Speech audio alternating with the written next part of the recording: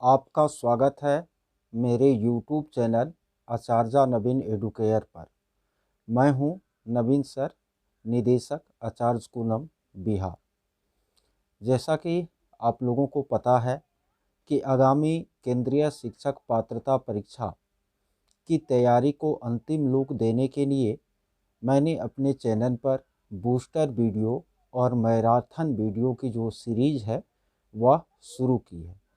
तो marathon video के अंतर्गत मैंने एक वीडियो कल अपलोड की थी 8 दिसंबर की तिथि को, जिसमें कि मैंने भाषा पेडागोजी का एक 50 मिनट का लेक्चर दिया था। और उस लेक्चर में मैंने भाषा पेडागोजी से जुड़े जितने भी तथ्य हैं उनके लगभग 70% हिस्से को बता दिया था। जो 30% हिस्सा आपको बच गया है भाषा पेडागोजी में, तो उसको मैं आज इस सेकेंड पार्ट वाले लेक्चर में बता रहा हूँ। आप लोगों ने कल वाले लेक्चर को पसंद किया था, अच्छी बात है। चलिए इसको भी आप लोग अंत तक सुनने का प्रयास कीजिए। देखिए, कल हमने आप लोगों को बताया था कि भाषा क्या है, लिपि क्या है, व्याकरण क्या है, साहित्य क्या है, भाषाई विकास बच्चों में किस तरह से होता है, भाषाई कौशल क्या है। उनके बाद मैंने आप लोगों को भाषा के संबंध में जो विभिन्न मनोवैज्ञानिकों के विचार हैं उनके बारे में बताया था। फिर एनसीएफ 2005 के दस्तावेज में भाषा शिक्षण को लेकर जो बातें कही गई है, जिसमें कि आपको बहुभाषिकता और द्विभाषिकता भी इंक्लूड था, तो उनको क्या क्या था बताया था। आज इस वीडियो में मैं आप लोगों को बताऊंगा भाषा में आकलन और मूल्यांकन, भाषा में शिक्षण की विधियां, साथ ही साथ आपको भाषा की कक्षा में प्रयोग किए जाने वाले शिक्षण अधिगम सामग्री, भाषा में आपको निदानात्मक परीक्षण और उपचारात्मक शिक्षण के अलावे आपको हिंदी व्याकरण के कुछ जो तथ्य हैं, जो कि एक दो क्वेश्चन आप लोगों को रहते हैं गद्यांश में व्याकरण से, तो उनसे रिलेटेड मैं सारी बातों का इस वीडियो में डिस्कस करूंगा। सबसे पहले हम लोग भाषा में आकलन और मूल्यांकन टॉपिक को क्या करते हैं समझ लेते हैं। आप लोगों को पता है कि आकलन और मूल्यांकन जो है शिक्षण अधिगम की प्रक्रिया का अनिवार्य हिस्सा है। बिना आकलन मूल्यांकन के शिक्षण अधिगम की जो प्रक्रिया है वो अधूरी है। आप लोगों को ये भी पता है कि आकलन और मूल्यांकन में सूक्ष्म क्या है अंतर है, कि आकलन जो है वो आपको निरंतर होता है, मूल्यांकन जो है वह निरंतर भी होता है और एक नियत अवधि पर भी होता है। आकलन में केवल फीडबैक दिया जाता है, मूल्यांकन में आपको फीडबैक के साथ साथ आपको अंक या ग्रेड भी प्रदान किया जाता है। और आकलन जो है वह मूल्यांकन का ही क्या है एक हिस्सा है। आकलन का संकलित रूप ही क्या कहलाता है मूल्यांकन कहलाता है। ये आकलन मूल्यांकन का सूक्ष्म अंतर है। वैसे आपको आकलन मूल्यांकन दोनों को एक ही अर्थ में प्रयोग में लाना है। कहीं पर यदि सीखने के लिए आकलन लिखा है या कहीं पर सीखने के लिए मूल्यांकन लिखा है तो आपको उसमें अंतर नहीं करना है। आकलन और मूल्यांकन को पर्यायवाची शब्द के रूप में लेना है, ठीक है। देखिए, आकलन और मूल्यांकन के उद्देश्य जो हैं वह केवल दो उद्देश्य है। पहला कि बच्चे सीखने की प्रक्रिया में कहाँ पर कठिनाई महसूस कर रहे हैं, उस कठिनाई का पता लगाना और उसका निदान करना। और दूसरा आपको कि हमने शिक्षण की जो प्रविधियां इस्तेमाल की तो वो प्रविधियां कितनी प्रभावी रही, इस चीज़ का पता लगाना। आकलन मूल्यांकन का केवल यही दो क्या है उद्देश्य है। आकलन और मूल्यांकन का कभी भी उद्देश्य यह नहीं होता कि बच्चों का श्रेणीकरण करना या बच्चों का आपको तुलना करना या बच्चों को कमज़ोर और तेज की श्रेणी में बांटना। ये सब आपको आकलन या मूल्यांकन का उद्देश्य नहीं होता है। मूल्यांकन आपको आकलन या मूल्यांकन वैसे तो मुख्य रूप से दो तरह के होते हैं। एक होता है आपको रचनात्मक आकलन या मूल्यांकन और एक होता है आपको योगात्मक या संकलनात्मक आकलन या मूल्यांकन। रचनात्मक आकलन या मूल्यांकन सीखने के दौरान होता है न, लगातार या चलते रहता है। और योगात्मक आकलन या मूल्यांकन सीखने के पश्चात एक नियत अवधि पर होता है। रचनात्मक आकलन या मूल्यांकन का उद्देश्य यह पता करना होता है कि बच्चे कैसे सीख रहे हैं, ठीक है। और आपको योगात्मक आकलन या मूल्यांकन का उद्देश्य यह होता है कि बच्चे के सीखने में आपको कहाँ पर त्रुटियाँ रह गई है और उन त्रुटियों का निदान कैसे किया जाए। रचनात्मक आकलन या मूल्यांकन वास्तव में सीखने के लिए आकलन है और योगात्मक आकलन या मूल्यांकन आपको सीखने का आकलन है। ये आपको रचनात्मक और योगात्मक आकलन और मूल्यांकन में आपको क्या हो गया, अंतर हो गया। इसके बाद विद्यालय आधारित आकलन आप लोग समझते होंगे कि आकलन मूल्यांकन की वह प्रक्रिया जो विद्यालय स्तर पर होती है, जिसमें आकलन करने वाले जो संस्था या शिक्षक होते हैं वो भी उसी विद्यालय के होते हैं और जिनका आकलन किया जाता है, जिन छात्रों का, वो भी उसी विद्यालय का होता है। तो उसको हम विद्यालय आधारित आकलन कहते हैं। विद्यालय आधारित आकलन आकलन के वास्तविक उद्देश्यों की क्या करता है, पूर्ति करता है और हमको विद्यालय आधारित आकलन को जो है बेहतर रूप में क्या करना है, ग्रहण करना है। साथ ही साथ आप लोगों को पता होगा, याद भी होगा और याद वैसे रखना भी है। एक होता है सीखने के लिए आकलन, एक होता है सीखने का आकलन, एक होता है सीखने के रूप में आकलन। अधिगम के लिए मूल्यांकन, अधिगम का मूल्यांकन और अधिगम के रूप में मूल्यांकन। तो सीखने के लिए आकलन जो है वह सीखने के दौरान होता है, सीखने का आकलन जो है वह सीखने के पश्चात होता है और सीखने के रूप में आकलन जो है वह क्या है, स्व आकलन है न। यानी खुद से बच्चा जब अपना असेसमेंट करता है तो उसे ही हम सीखने के रूप में आकलन कहते हैं। तो ये तीनों चीज़ भी आप लोगों को क्या रखना है, दिमाग में रखना है।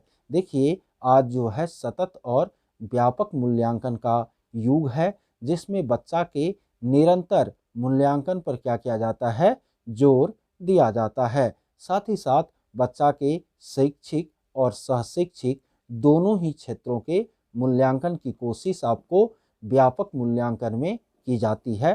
तो हमको आकलन और मूल्यांकन जो है सतत और व्यापक मूल्यांकन के जो उद्देश्य हैं उसके अनुरूप करनी चाहिए।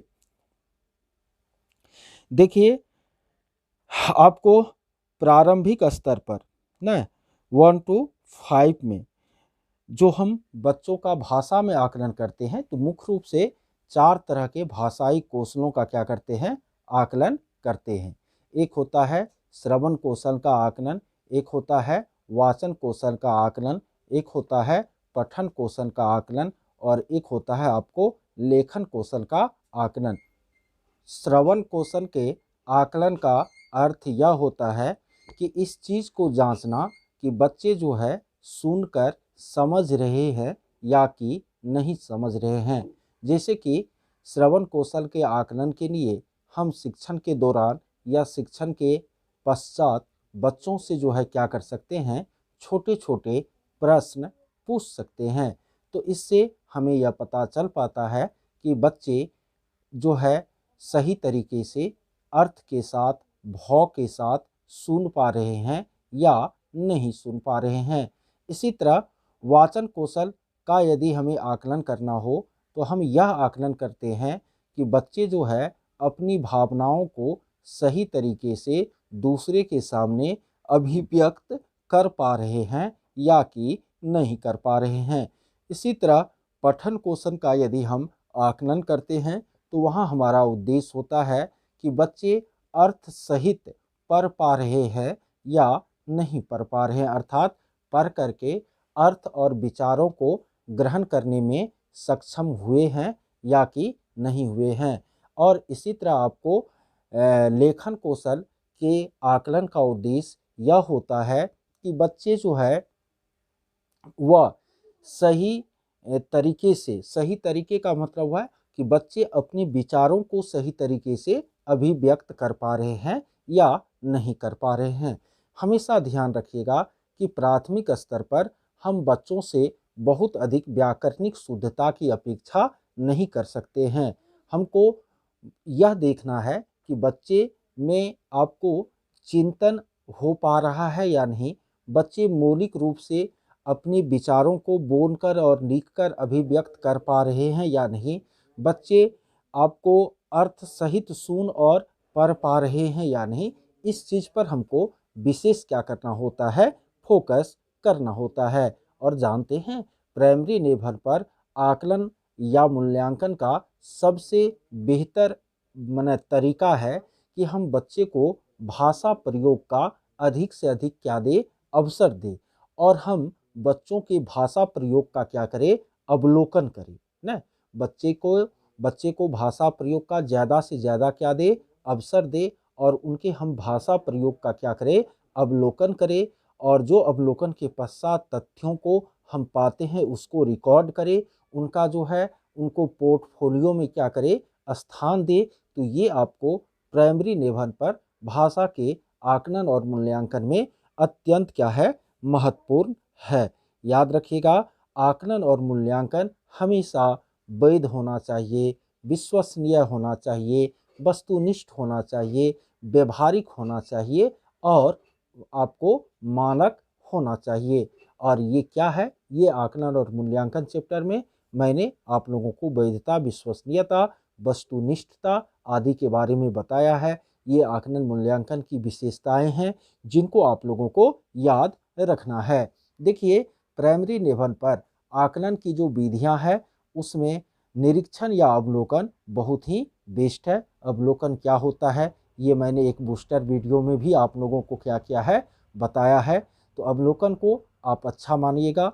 और वैसे भी क्लास 1-2 में आपको तो बच्चों का लिखित या मौखिक परीक्षा लेनी नहीं है, तो वहाँ पर आकलन और मूल्यांकन में अवलोकन जो है आपके लिए एक बेहतर उपाय होगा। साथ ही साथ आप रेटिंग स्केल का भी जो है उपयोग कर सकते हैं। जैसे बच्चे को कोई पंक्ति, आलेख या कोई कविता ये सब पढ़ने लिखने दे दे, और बाद में आप उनके विचारों को क्या करें, रेट करें, और रेटिंग स्केल के आधार पर उनके विचारों को आप अलग अलग रेटिंग यदि प्रदान करते हैं, तो ये भी आपको आकलन मूल्यांकन का तरीका हो सकता है। देखिए, प्रारंभिक स्तर पर बच्चों के भाषा की क्रमिक प्रगति का पता बच्चों के भाषा के क्रमिक प्रगति का पता हमको पोर्टफोलियो से बेहतर तरीके से चलता है। तो पोर्टफोलियो को हमें बेहतर ऑप्शन के रूप में क्या करना है, चयन करना है। तो ये बातें हो गई आपको भाषा में आकलन और मूल्यांकन से संबंधित। देखिए, भाषा में शिक्षण की विधियां हम कौन सा इस्तेमाल करें, ठीक है। तो देखिए, भाषा में आपको मुख्य रूप से गद्य पढ़ाना होता है, पद्य पढ़ाना होता है, और व्याकरण पढ़ाना होता है। तो शिक्षण विधियों में हम लोग जो है आगमन विधि का इस्तेमाल कर सकते हैं, क्योंकि प्राइमरी लेवल पर आपको किसी भी विषय को पढ़ाने में आगमन विधि महत्वपूर्ण होती है।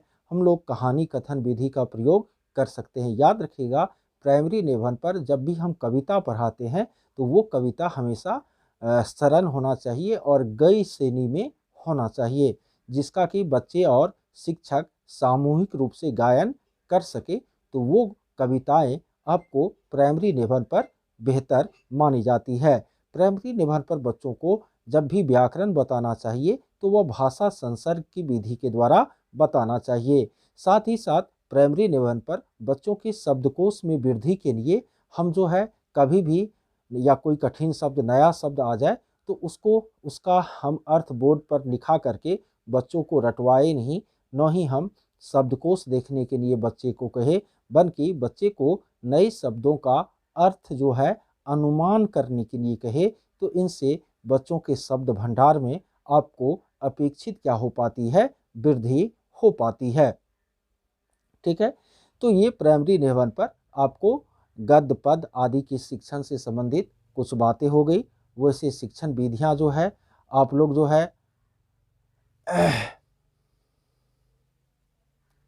पहले भी क्या कर चुके हैं, पढ़ चुके हैं। तो इसलिए आप लोगों को इसमें मैं विशेष आपका समय जो है नहीं लूँगा। तो अब आगे हम लोग देखते हैं कि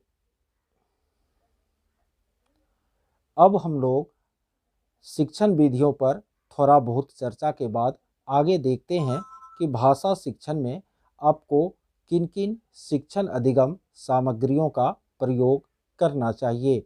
आप लोगों को पता है कि शिक्षण अधिगम सामग्री या टीएलएम जो होती है वह भाषा शिक्षण को क्या बनाती है, आसान बनाने का कार्य करती है। भाषा ही नहीं, किसी भी विषय के शिक्षण में टीएलएम जो है महत्वपूर्ण रोल का अदा करती है। और आप लोगों को ये भी पता है कि आपको कक्ष में जो भी सामग्री पढ़ने पढ़ाने में प्रयुक्त होती है, सारी चीज़ें आपको क्या कहलाती है, टीएलएम कहलाती है, टीचिंग लर्निंग एड्स कहलाती है या शिक्षण अधिगम सामग्री कहलाती है। तो भाषा शिक्षण में आप ब्लैक बोर्ड, चौक, डस्टर, पाठ्य पुस्तक, उसके बाद फ्लैश कार्ड, उसके बाद भाषाई खेल, ठीक है, इस सब का प्रयोग जो है आप टीएलएम के रूप में क्या कर सकते हैं, कर सकते हैं।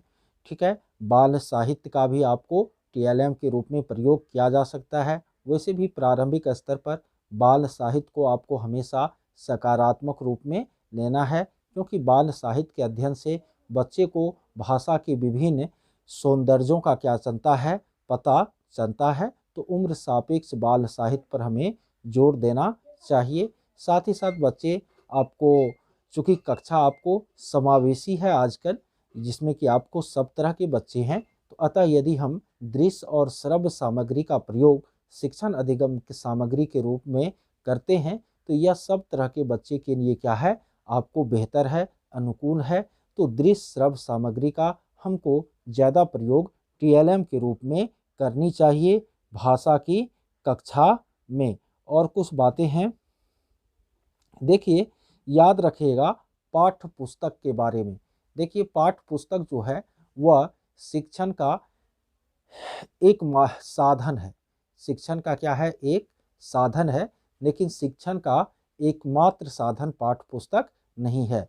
और वैसे भी पाठ्य पुस्तक को आपको आजकल शिक्षण में सबसे कम महत्व देना है। हमेशा आपको जो ज्ञान है उसको व्यवहारिक जीवन से जोड़ने की बात करनी है, पाठ्य पुस्तक को ज़्यादा महत्व नहीं देना है। यानी पाठ्य पुस्तक जो है केवल सीखने सिखाने का एक साधन है, या एक साधन है, एकमात्र साधन नहीं है। ये बात आप लोग हमेशा क्या रखिएगा, ध्यान में रखिएगा। देखिए, बच्चों में भाषा से संबंधित कुछ अधिगम या आवश्यकताएं भी देखने को मिलती है, उनको भी याद रखिएगा। जैसे डिस्फेजिया और आपको अफेजिया है, ये भाषा और संप्रेषण संबंधी विकार है। इसी तरह डिसलेक्सिया और अलेक्सिया जो है वह पठन संबंधी विकार है। डिस्ग्राफिया और अग्रेफिया जो है, साथ ही साथ ओसिम्बोलिया भी, ये आपको लेखन संबंधी क्या है, विकार है। तो इसको भी आप लोग लगे हाथ याद रखिएगा। साथ ही साथ आपको और कौन कौन सी बातें याद रखनी है, थोड़ा मैं देख लेता हूँ अपने नोट्स को। तो हाँ, उपचारात्मक शिक्षण और निदानात्मक परीक्षण, ठीक है, ये चीज़ भी आप लोगों को क्या रखनी है, दिमाग में रखनी है। देखिए, निदानात्मक परीक्षण जो होता है, बच्चे सीखने में कहाँ पर कठिनाई महसूस कर रहे हैं, उस कठिनाई के कारण का पता लगाने के लिए जो परीक्षण होता है उसे हम निदानात्मक परीक्षण कहते हैं।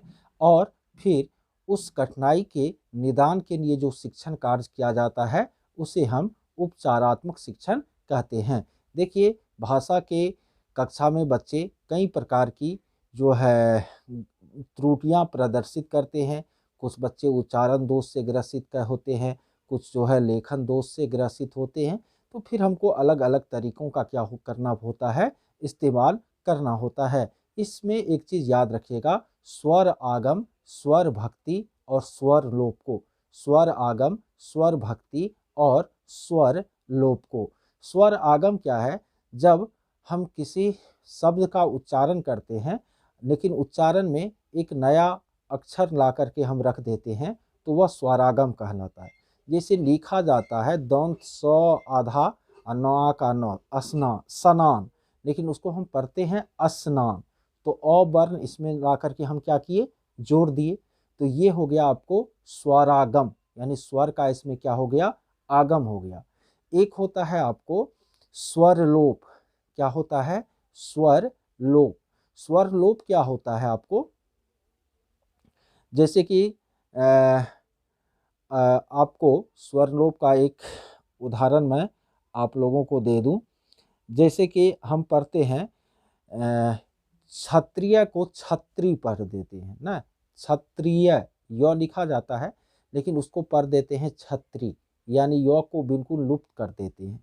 तो यह क्या कहलाएगा आपको, स्वर लोप। एक स्वर आ जाए तो स्वर आगम, एक स्वर को हम हटा दे उच्चारण में तो वह क्या कहलाएगा, स्वर लोप। एक होता है स्वर भक्ति, इसमें हटाते या जोड़ते नहीं है बल्कि हम किसी एक स्वर के उच्चारण में थोड़ा सा ज़्यादा समय दे देते हैं तो उसको कहते हैं स्वर भक्ति। जैसे हम गजेंद्र नहीं बोल करके गजेंदर बोल देते हैं ना, तो वहाँ पर उच्चारण तो उतना ही वर्ण का किए जितना हमने लिखा है, लेकिन थोड़ा सा हमने समय को क्या किया, बढ़ा दिया, तो इसको हम क्या कहते हैं, स्वर भक्ति कहते हैं। तो स्वरागम, स्वरलोप और स्वर भक्ति को भी आपको ध्यान में रखना है।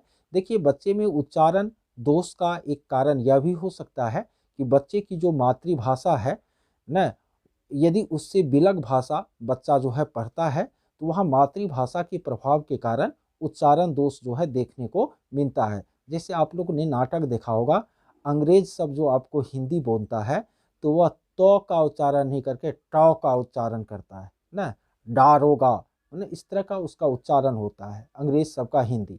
और हम लोग जैसे अंग्रेजी सीखते हैं, अंग्रेजी का उच्चारण करते, तो हमारे अंग्रेजी का उच्चारण और इंग्लैंड के लोगों के अंग्रेजी के उच्चारण में भिन्नता देखने को आपको मिलेगी। ऐसा क्यों होता है, तो ऐसा आपको मातृभाषा के प्रयोग के मातृभाषा के प्रभाव के कारण होता है। तो वर्ग कक्ष में आपको इसको निगेटिव रूप में नहीं लेना है। जैसे इस तरह का क्वेश्चन भी पूछता है कि कोई बच्चा जो है छोटा र का उच्चारण बड़ा र के जैसा करता है तो इसका क्या कारण हो सकता है, तो इसका कारण जो है वह आपको मातृभाषा का क्या हो सकता है, प्रभाव हो सकता है। तो इतनी सारी बातें जो मैंने आपको अभी तक बताई है, ये आपको भाषा के पेडागोजी में याद रखनी है। और इतनी सारी बातों को यदि आप दिमाग में रखते हैं तो हमको नहीं लगता है कि आपको भाषा पेडागोजी के क्वेश्चन आपसे छूटेंगे। इतनी ही बात आप बार बार देखिए, प्रीवियस ईयर में इतनी ही तथ्यों को जो है बार बार क्वेश्चन के रूप में पूछा जाता है।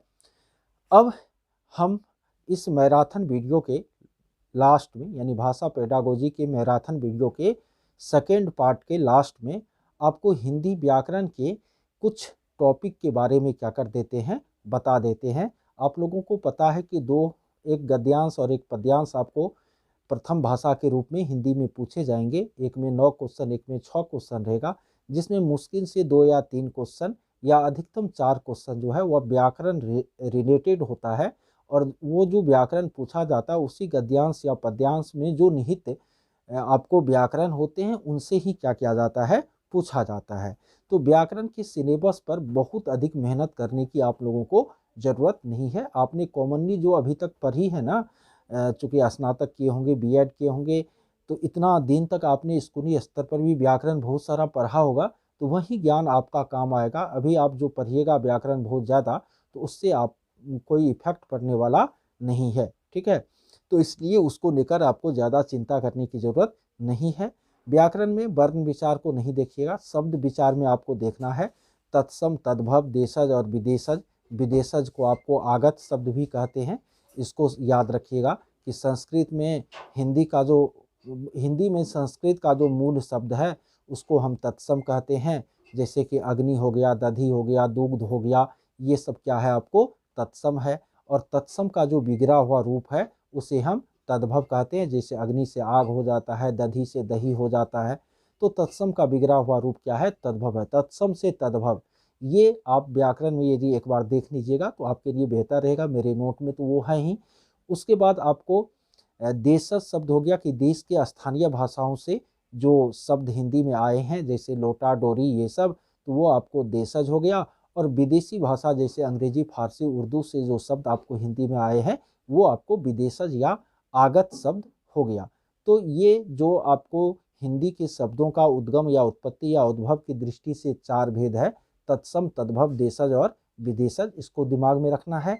साथ ही साथ आपको ये रचना या व्युत्पत्ति या बनावट की दृष्टि से जो शब्द के 3 भेद हैं, रूढ़, यौगिक और योग रूढ़, इनको भी क्या करना है, दिमाग में रखना है। रूढ़ ऐसे शब्दों को कहते हैं जिनका दोनों खंड सार्थक नहीं होता। यौगिक ऐसे शब्दों को कहते हैं जैसे जिसका दोनों खंड सार्थक होता है, जैसे विद्यालय न, पाठशाला, ये सब आपको क्या है, यौगिक शब्द है। और योग रूढ़ ऐसे शब्दों को कहते हैं जो समान अर्थ को छोड़ करके विशेष अर्थ को क्या करते हैं, धारण कर लेते हैं। यानी बहुब्रीहि समास का उदाहरण और योग रूढ़ शब्द का उदाहरण दोनों एक जैसा होता है। जैसे लंबोदर, पंकज, बिना पानी न, नीलकंठ, ये सब आपको क्या है, योग रूढ़ का उदाहरण है। साथ ही साथ आपको पार्ट ऑफ स्पीच के तहत जो शब्द के 8 भेद होते हैं, जिसमें कि आपको हिंदी में इसको विकारी और अविकारी शब्द के रूप में वर्गीकृत किया गया है। संज्ञा, सर्वनाम, विशेषण और क्रिया ये विकारी के अंतर्गत आते हैं। क्रिया, विशेषण, संबंध सूचक, संयोजक और विस्मयादि बोधक ये आपको अविकारी के अंतर्गत आते हैं। तो विकारी में संज्ञा, संज्ञा के जो 5 भेद हैं उनको दिमाग में रखिएगा, ये सब याद ही होगा आप लोगों को। सर्वनाम, सर्वनाम के जो 6 भेद हैं, विशेषण, विशेषण के जो 4 भेद हैं। क्रिया में आपको सकर्मक क्रिया, अकर्मक क्रिया न, पूर्वकालिक क्रिया, प्रेरणार्थक क्रिया, इनको आपको क्या करना है, दिमाग में रखना है। पता है ना सकर्मक क्रिया किसे कहते हैं, अकर्मक क्रिया किसे कहते हैं। किसी भी क्रिया में हम क्या लगाकर क्वेश्चन करते हैं, यदि उत्तर आ जाता है तो वह सकर्मक है, नहीं आता है तो अकर्मक है। जैसे पढ़ना सकर्मक है कि अकर्मक, हम क्वेश्चन करते हैं क्या पढ़ता है, क्या पढ़ता है, उत्तर आएगा किताब पढ़ता है, उपन्यास पढ़ता है, क्या पढ़ता है, कुछ न कुछ तो उत्तर आएगा, तो पढ़ना आपको सकर्मक हो जाएगा। खाना क्या खाता है, तो खाना सकर्मक हो जाएगा। लेकिन सोना क्या सोता है, कोई उत्तर आएगा इसका, नहीं आएगा, तो वो अकर्मक हो जाएगा। जैसे आपको हंसना क्या हंसता है, कोई उत्तर आएगा, नहीं आएगा, तो वो अकर्मक हो जाएगा। यानी कोई भी क्रिया सकर्मक या अकर्मक है तो क्या लगा करके क्वेश्चन करेंगे, यदि आंसर आ जाए तो सकर्मक है, नहीं तो अकर्मक है। पूर्वकालिक क्रिया किसे कहते हैं, यदि कोई क्रिया पहले खत्म हो चुकी है तो उसको पूर्वकालिक क्रिया कहते हैं। जैसे वह खाकर पढ़ता है, तो इसमें खाकर क्या है, आपको पूर्वकालिक क्रिया है। एक आपको प्रेरणार्थक क्रिया होता है। प्रेरणार्थक क्रिया क्या है, जो प्रेरणा के अर्थ में होता है। जैसे कि वह धान कटवाता है, तो यहाँ कटवाना जो है वो आपको किसका उदाहरण हो जाएगा, प्रेरणार्थक क्रिया का उदाहरण हो जाएगा। तो ये क्रिया के भेद को याद रखना है। विशेषण तो आप लोग याद रखिएगा, विशेषण एक प्रविशेषण होता है, जो विशेषण की विशेषता बताए उसे प्रविशेषण कहते हैं। जैसे यह बहुत लाल कलम है, तो यहाँ लाल का विशेषता बहुत बता रहा है, लाल खुद एक विशेषण है और उसका विशेषता बहुत बता रहा है, तो बहुत जो है वह क्या कहलाएगा, प्रविशेषण कहलाएगा। समास को भी थोड़ा सा आप लोग ध्यान में रखिएगा कि समास के 6 भेद होते हैं, तत्पुरुष, कर्मधारय न, द्विगु, द्वंद, बहुव्रीहि और अव्ययी भाव समास। यदि किसी समास के पूर्व पद के रूप में अव्यय हो, अर्थात प्रति, पर, सम, अनु, यथा, बी, बे, आ, नि, बताए थे ना क्लास में, तो उसको हम जो है अव्ययी भाव समास कहते हैं। यदि आपको समास का पहला पद संख्यावाचक हो तो उसको द्विगु समास कहते हैं, जैसे त्रिभुज, चतुर्भुज, अष्टाध्यायी, ये सब। यदि समास के दोनों पद प्रधान हो तो उसको जो है द्वंद्व समास कहते हैं, जैसे भात, दाल, रोटी, सब्जी, ये सब न, भाई बहन, ये सब आपको द्वंद्व समास का उदाहरण हो जाएगा। यदि कोई समास खंड करने के बाद समान अर्थ को छोड़कर विशेष अर्थ को धारण करने अन्य पद प्रधान हो बहुव्रीहि, तो उसे बहुव्रीहि समास कहते हैं। अभी ये उदाहरण योग रूढ़ वाला में बताए थे। उनके बाद कर्मधारय किसको कहते हैं, तो विशेषणम, विशेष्येन, बाहुन्येन या उपमा, उपमेय, यानी पहला पद यदि दूसरे पद का विशेषता बताए या पहला पद उपमेय हो, उपमा हो और दूसरा पद उपमेय हो, तो उनको हम कर्मधारय समास कहते हैं। बाद बाकी जो बच जाता है उसको हम तत्पुरुष समास कहते हैं। एकदम फास्टली मैं आप लोगों को बता रहा हूँ। अलंकार भी याद रखिएगा, एक ही बार बार आए तो उसको अनुप्रास अलंकार जो है कहते हैं। पर्यायवाची शब्द, संधि विच्छेद न, समानार्थी शब्द, ये सब आपको व्याकरण में आता है। निपात को भी याद रखिएगा, जैसे वहाँ मत जाओ, तो मत कैसा निपात है, तो आपको बलदायक निपात है। जी हाँ मैं स्कूल जा रहा हूँ, जी हाँ कैसा निपात है, तो ये आपको स्वीकारार्थक निपात हो जाएगा न। निपात का 9 भेद होता है। तो इतनी ही बात आप लोग व्याकरण में थोड़ा मोड़ा दिमाग में रिव्यू कीजिएगा। 2-3 क्वेश्चन व्याकरण से पूछेगा, 1-2 बन ही जाएगा, एक कोई कनिष्ठ हो सकता है कि नहीं बने, उसके लिए अब पूरे व्याकरण का समुद्र उपसना आपके लिए जरूरी नहीं है। पेडागोजिकल इसके ऊपर ध्यान दीजिए। गद्यांश पद्यांश में आप लोग जो है थोड़ा सा दिमाग लगाना है कि गद्यांश में आपको जो है जो भी आंसर देना है वह गद्यांश में लिखे गए वाक्यों के आधार पर ही देना है, अपना कोई भी दिमाग उसमें नहीं लगाना है, ठीक है। तो ये सारी बातें आपको जो है हिंदी भाषा शिक्षण के अंतर्गत हो गई। तो चलिए, ये मैराथन वीडियो भाषा शिक्षण का ख़त्म हुआ फास्टली। अब जो है हम आप लोगों को पर्यावरण, गणित, इन सब का जो है मैराथन वीडियो भी क्या करूँगा, और CDP का भी बहुत जल्द उपलब्ध करवाऊँगा। बहुत बहुत धन्यवाद इनको देखने के लिए।